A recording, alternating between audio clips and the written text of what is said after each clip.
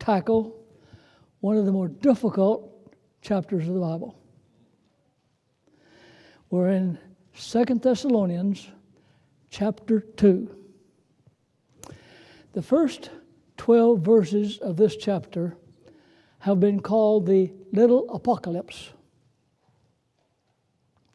Apocalypse could be described as a prophetic message describing a cataclysmic event in which the good conquers the evil. And in these 12 verses, here is Paul's comments on the last days. It's interesting that a topic this significant is only mentioned by Paul one time, and in the very first letters he wrote, or at least letters that we have. The challenge we have today is that Paul just assumes his readers know who the major actors are. But we don't know. Paul evidently told the Thessalonians,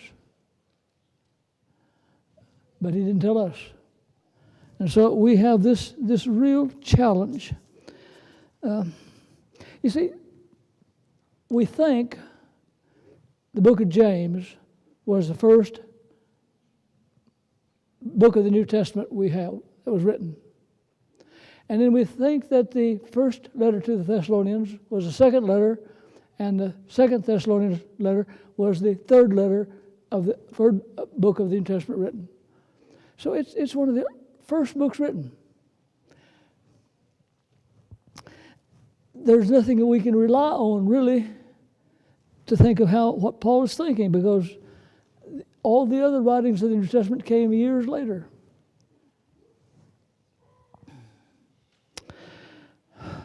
All we can be sure of, really, is that Paul had two sources of information.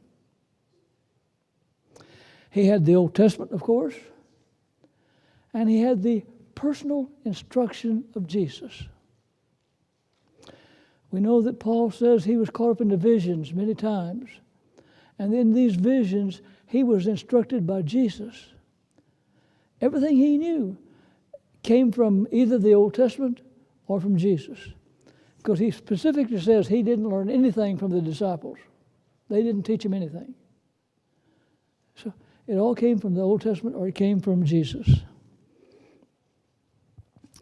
With this in mind, now let's begin to look at 2 Thessalonians chapter 2, verses 1 and 2. Now, brethren, concerning the coming of our Lord Jesus Christ and our gathering together to him, we ask you not to be soon shaken in mind or troubled, either by spirit or by word or by letter, as if from us, as though the day of Christ had come. Apparently, some of the believers in Thessalonica believed that Jesus had already come in some non-visible manner. Or they had views that his coming was imminent. The word there in that text says, is as if from us. Apparently, Paul had every reason to say in verse 7, 2 Thessalonians 2, verse 7, Paul says, for the mystery of lawlessness is already at work. He could see it in that people were writing letters in his name, teaching doctrines that were false. And so Paul had this challenge this early in his ministry. And as I said last week, from this text we think that Paul may have been writing a lot of letters that were not preserved, and some false teacher, knowing Paul's habit of writing letters, was actually writing letters in Paul's name, teaching people false doctrine. And so Paul could easily say, and rightly say, the mystery of lawlessness is already at work. Because this power, this evil power, was already trying to distort the teachings that Paul received from Jesus. Now, Paul assures the Thessalonians that certain things have to happen before Jesus comes back. During our study, which we're not going to be able to complete this morning, we're going to be looking at what are those things, what all is involved in those things that we are to look for that have to happen before Jesus can come. That's part of our study. Now let's look at verse 3, 2 Thessalonians 2 and verse 3. Let no one deceive you by any means, for that day, the coming of Jesus, will not come unless the falling away comes first, and the man of sin is revealed, the son of perdition. Wow. That raises up a lot of questions. Who's going to reveal this man of sin? When is he going to be revealed? How is he going to be revealed? All kinds of questions come to my mind, and we will do our best to answer the best we can as we go through this chapter. But obviously, Paul is saying that there's going to be a great falling away from the faith. It's going to happen some way, at some time, in some form. It's going to happen within the Christian faith. It's future of Paul's day, because he says it's going to happen, it's going to come. The word falling away is translated from the Greek word apostasia, which simply means apostasy. So Paul is saying that somehow, in some way, there's going to be a great apostasy in the Christian faith. And there's going to be a falling away from the truth. And this has to happen before Jesus comes.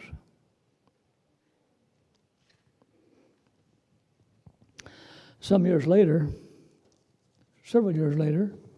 when Paul is speaking to the elders in Ephesus, he predicted an apostasy to come, and he suggests that this apostasy is going to come from within the church itself. Acts 20 and verse 30. Notice how Paul says that this apostasy is going to come from within the church.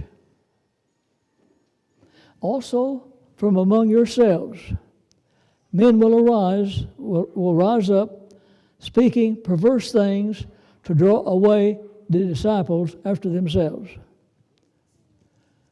So Paul is saying it as he has been informed by Jesus, or as he has been informed by studying the Old Testament.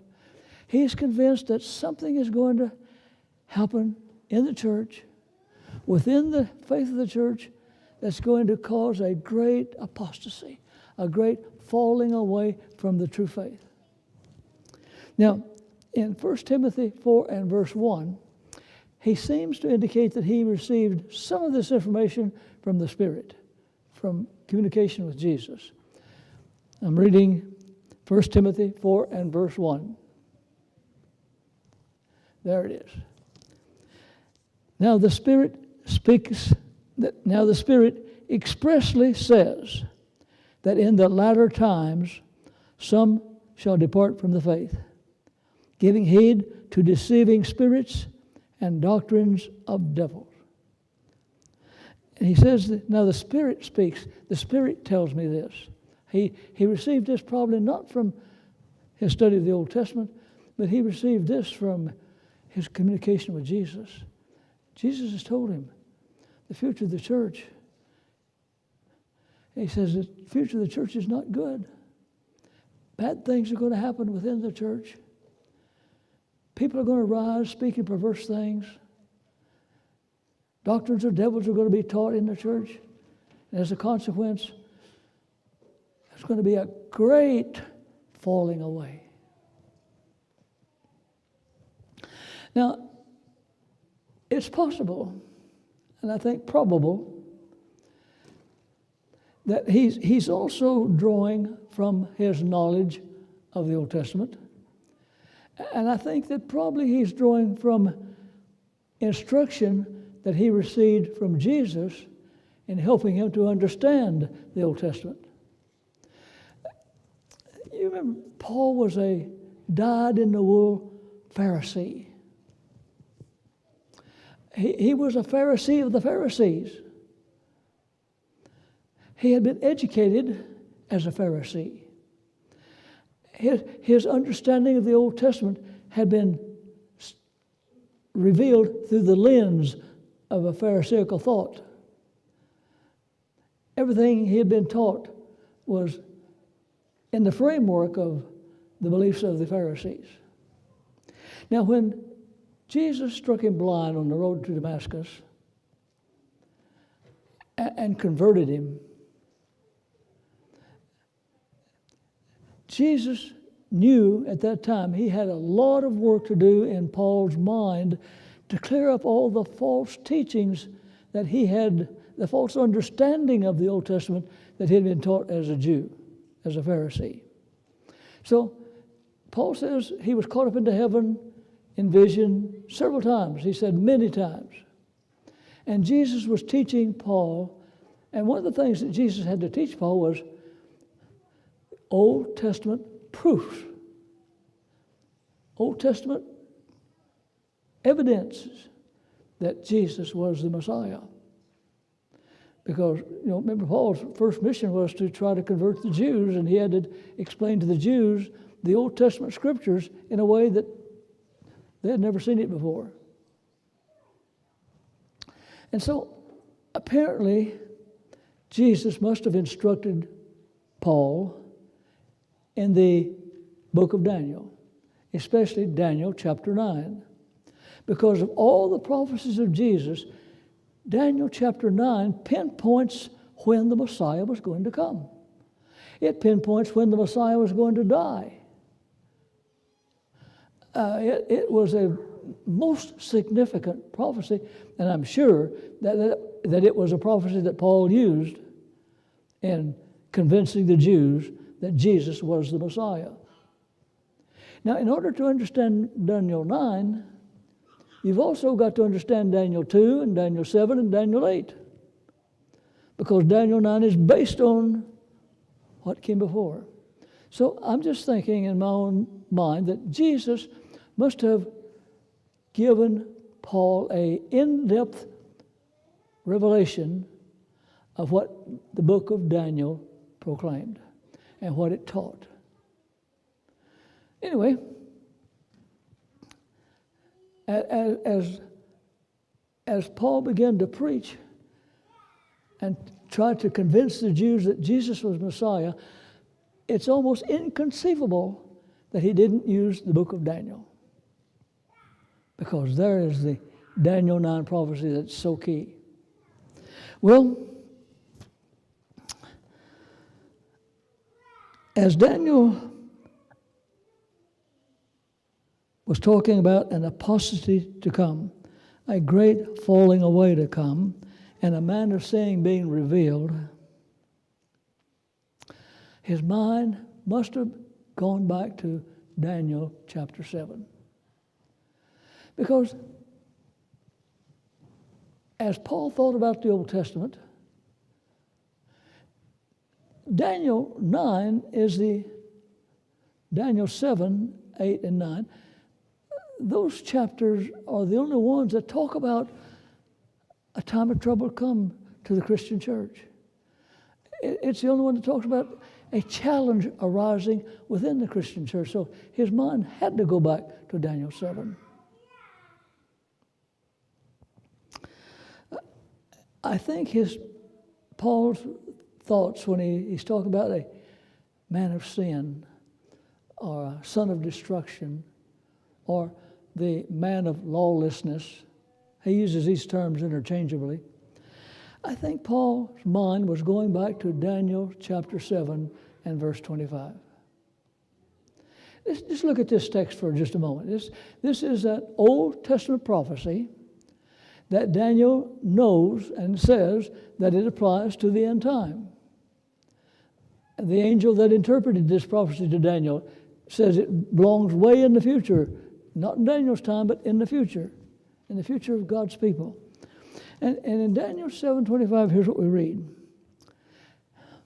Daniel has this vision, and he sees a certain character in that vision that does something terrible. It says, he shall speak pompous words against the Most High. He's going to challenge God some way. He shall persecute the saints of the Most High, and shall intend to change times and law. Well, obviously, Daniel's talking about God's times and God's laws, because that's really all that matters. Then it says this, the saints will be given into his hand for a time and times and half a time. Now, I have no idea how this was understood by the Pharisees. I did do something this week, sort of interesting. I wanted to find out how it's understood by rabbis today. And you can find out, plug in on Google, Jewish interpretation of Daniel 9, Jewish interpretation of Daniel 7, Jewish interpretation of the little horn. You can find what modern Jews say. We don't know what they were saying before Paul's day. But we know this, that Jesus must have informed Paul about the correct understanding of this prophecy. And so I'm convinced myself that Paul had this prophecy in mind when he told the Thessalonians that there would be a falling away. There would be a great apostasy within the church before Jesus comes. This prophecy in Daniel 7 indicates that the power behind this he that we just read about, who's going to try to change times and laws, Paul sees clearly that the power behind that apostasy would continue until Jesus comes. It's going to happen somewhere in the future, but it's going to continue until Jesus comes. Look at Daniel 7, verses 21 and 22.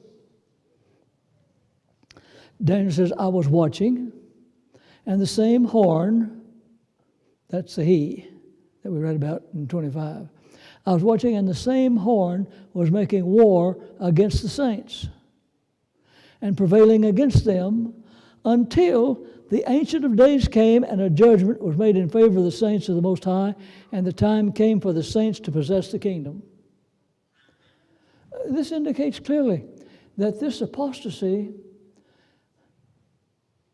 this turning away, this challenging the faith of the saints was going to continue up until the coming of Jesus, when the saints shall inherit the kingdom. So it appears that when Paul says this falling away is going to happen, the son of perdition is going to be revealed, he must be thinking of the very end of human history. He must be looking to the very end of life on earth before Jesus comes. So it's something that happens, but it continues. So Paul must have seen it as a continuing thing up until the coming of Jesus. We probably need to keep that in mind as we think about who is going to reveal the man of lawlessness, the man of sin. When is he going to be revealed, and how is he going to be revealed? We might stop here and ask, is he going to be revealed before he comes to an end, or is he going to be revealed as he comes to an end? We'll think about that more. Now, if Paul did have this prophecy of Daniel in mind when he talked about a great apostasy coming, this same prophecy does give us some hint as to who the identity of the man of sin is, or the man of lawlessness. And let's go back and pick up 2 Thessalonians 2, verse 4 now. Back to 2 Thessalonians 2 and verse 4.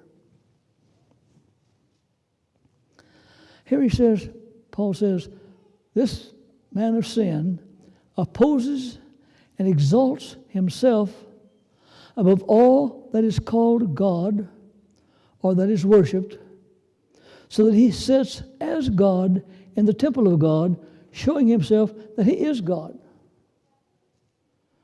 Now, as soon as you read this text, if you're familiar with the Old Testament at all, your mind goes back to a text in Isaiah, because the words here are almost identical to words found in Isaiah chapter 14.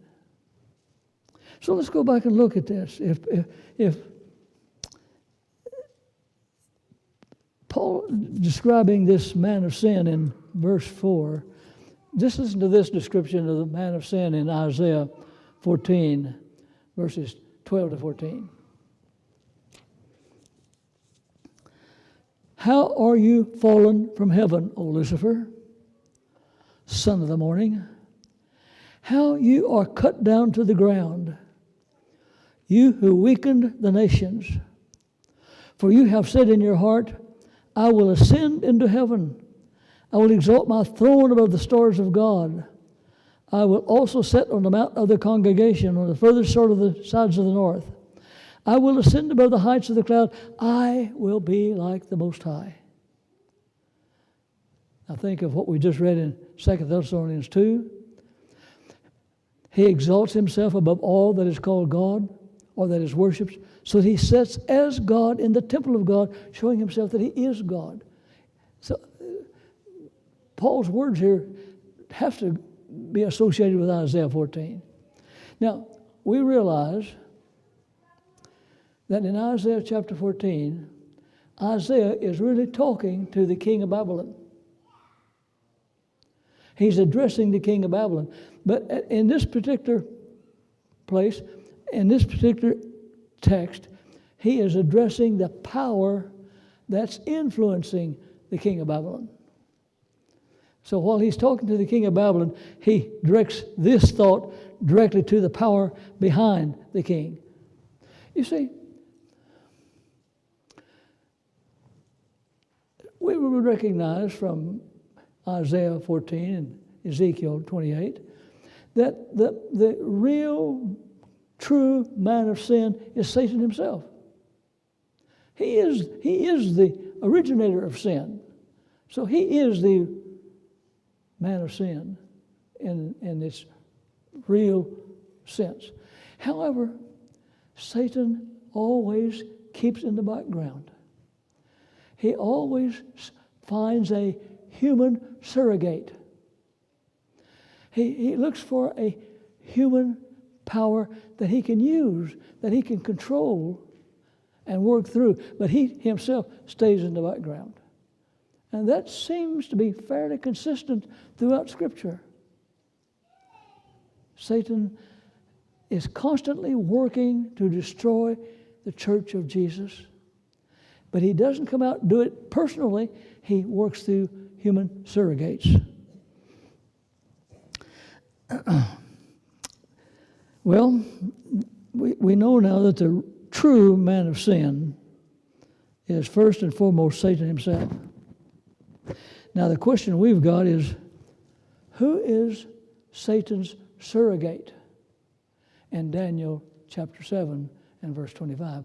Who is that little horn that's going to speak great words against God and try to change God's law? And who's going to be successful in causing a falling away within the Christian church? Who is he? We'll work on that later.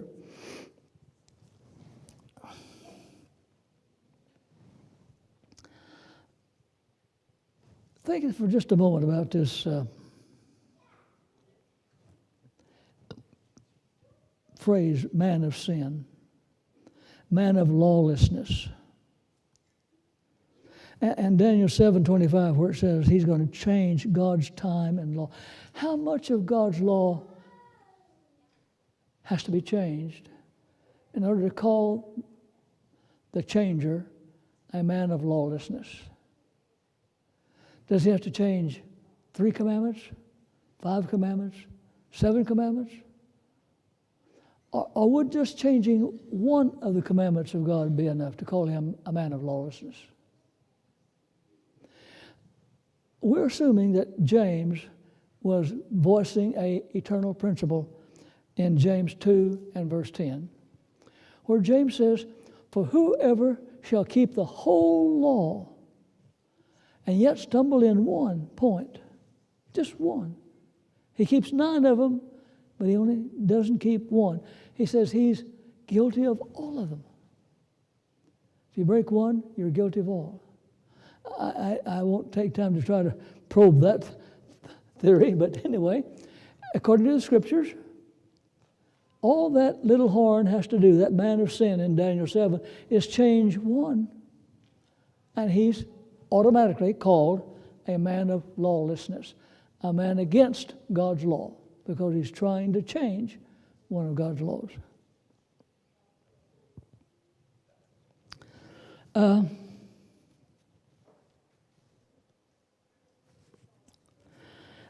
I'm looking at that text in 2 Thessalonians 2 and verse 4 again. You remember it said, I'm going to read it to you again. "Who opposes and exalts himself above all that is called God or that is worshipped, so that he sits as God in the temple of God, showing himself that he is God." And I'm looking at that phrase, temple of God. What is the temple of God today? In the Christian church, in the Christian era, what is the temple of God?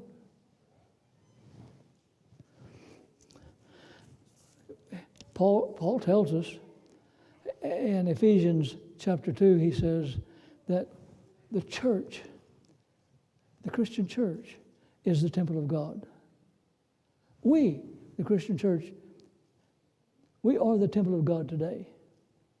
And so it seems that the prophecy is saying that this man of sin is going to sit in the church, the Christian church. He's going to be a member of the Christian church, and he's going to be apparently some kind of a leader within the Christian church.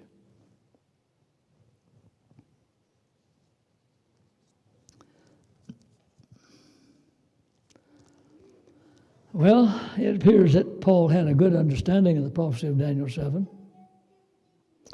And certainly, he had the information that Jesus had taught him. But there was a lot of things Paul didn't know. You see, Jesus didn't reveal all that man of sin was going to do to Paul. Paul just saw that the man of sin was going to cause a great falling away. He wasn't given the information about the details of how it was going to happen. He didn't understand that. In fact, Jesus did not give that information to the church until another 40 years. You see, Paul wrote Thessalonians probably AD 51 or 52. But God didn't give the book of Revelation until AD 90 or 91 or 92. We don't know this for 40 years later. So Paul just could see something happening, but he didn't see all the details of how it was going to be played out.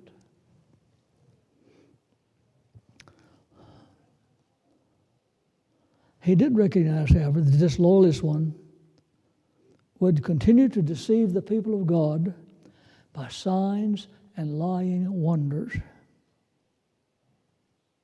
He's going to try to get people to become lawless like he is lawless.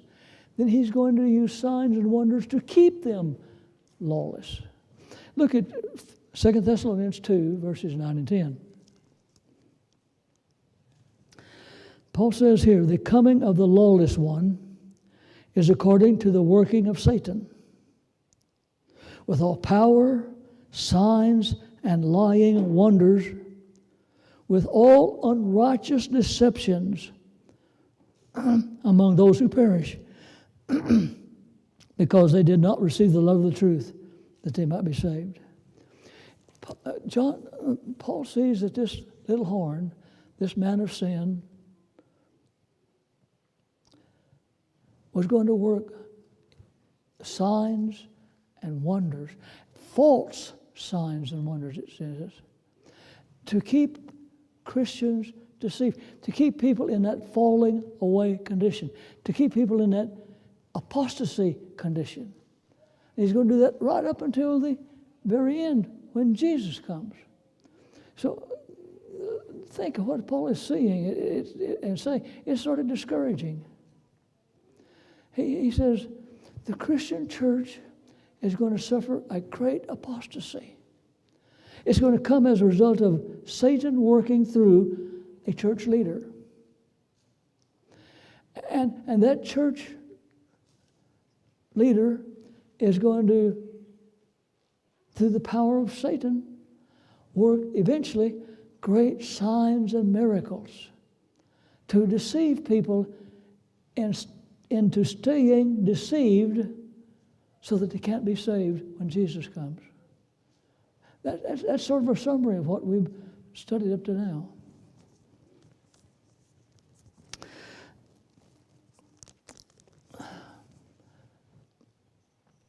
We're going to endeavor in the next few weeks to track the movements of this man of sin. We're going to start with it. We're going to go back and see how it happened originally and how it's progressed and how it will continue to progress until Jesus comes. And we're going to try to answer the question of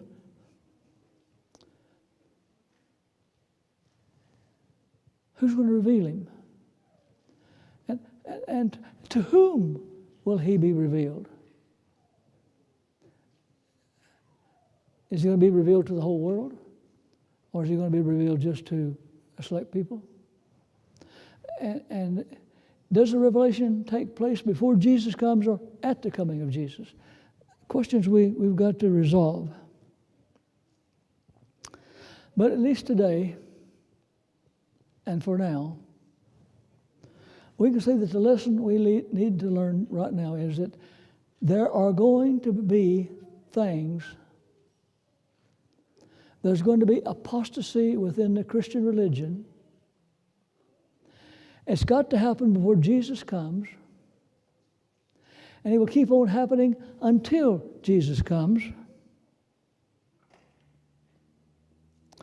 And so we have to, the big question we want to ask ourselves, have they all happened? Or are there still things that have to happen before Jesus comes? Is Paul's warning to the Thessalonians still applicable to us? Are the things that this man of sin is going to do before Jesus comes? And can we have confidence in saying that Jesus will not come until these things happen? We'll work on that in the next few sermons. Anyway, we know, all of us know, that life is fragile. You know, we can be healthy and strong one day, nothing wrong with us, and the next day have COVID. That's happened to my youngest daughter and her husband. We can be happy and healthy and strong one day and the next day have a heart attack. Now, we can be happily enjoying a family vacation and have an automobile accident and the whole family wiped out. Happens all the time, doesn't it? So we need to be careful and not say, I can put off getting ready for the coming of Jesus until I see these signs. The simple fact is we may not live to see those signs. I'm quite sure I won't. I don't know how quick those signs can come. They can come quickly, all right. I mean, if God withdraws his restraining power, and by the way, I didn't mention this, but the text we'll look at next week, Paul talks about a power that's restraining the man of sin to keep him from doing what he wants to do. And we'll have to discuss that as who is that restraining power and when is he going to stop restraining him and let him go. That's all in the future. We hope that you'll stay with us for the next few weeks as we ponder the rest of these 12 verses. We just skimmed through them this morning, but we've got an idea. We've got a picture in our mind, and let's probe it. You do your own study. I'd be happy to have you talk to me about what you learned from your own personal study. Paul has one great objective in mind. He wants us to be saved when Jesus comes. He wants us to be saved. Probably Jesus wants us to be saved much more than we want to be saved. But he's got to have our help. He can't save us in spite of us. He can't save us if we don't really want to be saved. And so, brothers and sisters, while we're studying and looking for these signs of Christ's coming, let's be sure that we are in a saved condition today, because we may not have tomorrow.